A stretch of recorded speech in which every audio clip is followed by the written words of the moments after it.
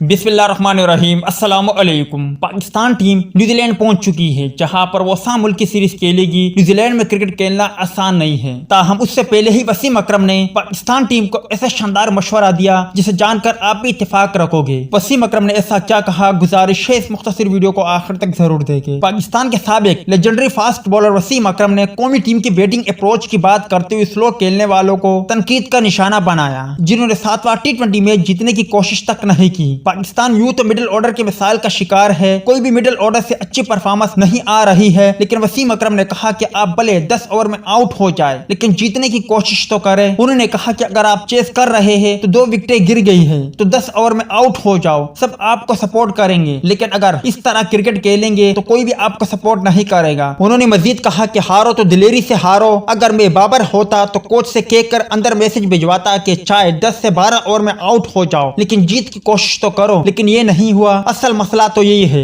New Zealand में भी अगर पाकिस्तान इसी तरह क्रिकेट खेलेगी तो वहां पर भी नाकामी का सामना होगा और फिर शायकीन क्रिकेटर को मजीद दुख होगा। मेरी बाबर आजम और मौजूदा टीम को यही मशवरा है कि जब भी मैदान में उतरो तो ये डर ज़हन से निकाल लो कि हार जाएंगे। हार जीत खेल का हिस्सा है, आप जीतने की कोशिश करो, भले हार जाओ फिर भी आपको शायकीन क्रिकेटर सपोर्ट करेंगे।